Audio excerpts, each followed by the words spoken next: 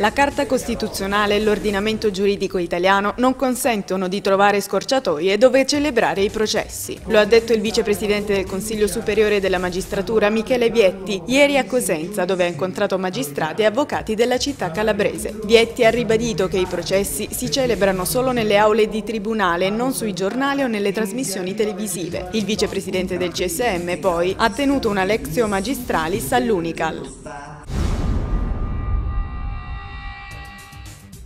La struttura di Sant'Anna di Isola Caporizzuto, alle porte di Crotone, evidentemente è satura perché tutta la capienza è stata occupata da questa emergenza. Lo ha detto Margherita Boniver, presidente del Comitato parlamentare Schengen Europol Immigrazione, una cui delegazione ieri è stata a Crotone per una ricognizione al centro d'accoglienza, il più grande d'Europa, dove sono ospitati centinaia di immigrati tunisini trasferiti da Lampedusa. Dalla Boniver, giudizi positivi sulla gestione del centro. Sono stati presentati dall'Assessorato regionale al lavoro e politiche sociali le graduatorie dei beneficiari a 2 specifici progetti formativi da svolgere in aziende private in favore di categorie protette e svantaggiate. L'iniziativa, illustrata dall'assessore Francesco Antonio Stillitani, coinvolgerà complessivamente 570 soggetti in 2 distinti bandi destinati alla formazione professionale, relativi a progetti proposti e gestiti dalle associazioni e cooperative sociali del terzo settore.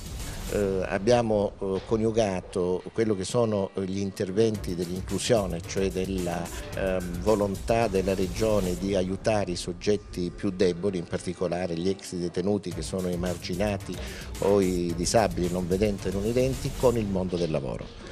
Questi progetti prevedono uno degli stage formativi presso aziende calabresi degli ex detenuti adulti o minori che per 12 mesi saranno aiutati dalle associazioni di volontariato nell'acquisire esperienze lavorative in aziende calabresi.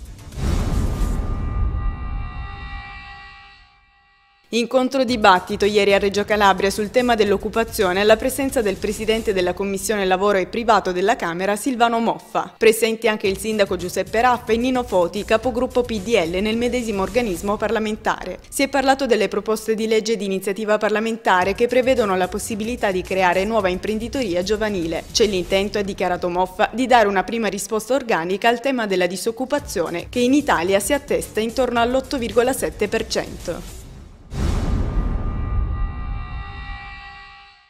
Con la delibera del Comune di Crotone dello scorso 10 febbraio è ripartito l'iter per l'approvazione del progetto di metropolitana leggera che dovrebbe unire i comuni della fascia ionica da Crotone a Catanzaro Lido. Ad illustrare la proposta è il capogruppo dell'IDV in Consiglio regionale Emilio De Masi, che aveva proposto il progetto quando era vicepresidente della provincia di Crotone ed il sindaco della città. Nel corso dell'incontro è stato sottolineato che analoghi progetti sono stati previsti per tutte le province calabresi, esclusa Crotone, che ha più bisogno di tutte di rompere l'isolamento in cui si trova.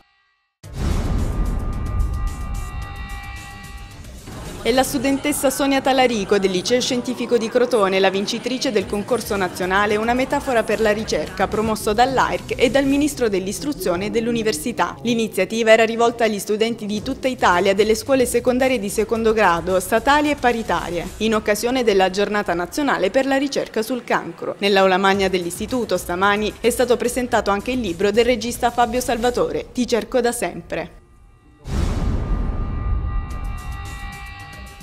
Presso la biblioteca della provincia di Reggio Calabria è stato presentato 'Ndrangheta e Donna, convegno in programma la prossima settimana organizzato dall'associazione L'Editerranea in collaborazione con l'assessorato alle politiche sociali e giovanili. Presenti alla conferenza stampa l'assessore Attilio Tucci, il direttore del Museo della 'Ndrangheta Claudio La Camera e le responsabili dell'associazione Giovanna D'Agostino e Serena Cara.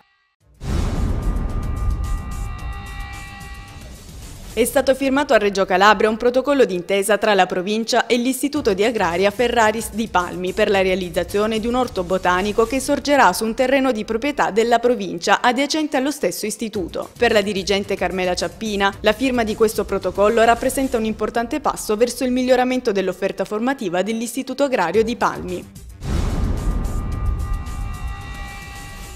Continua a Isola Caporizzuto la settimana rosminiana, organizzata in coincidenza con la Festa della Cella che si celebra domani 20 febbraio. In programma una serie di iniziative mirate alla conoscenza e alla divulgazione del pensiero e della vita del Beato Rosmini. Diversi anche gli incontri con gli alunni delle scuole e scout. L'iniziativa si concluderà domani con il rinnovo delle promesse da parte di laici e consacrati e la promessa dei nuovi ascritti con la messa delle ore 11 al Duomo.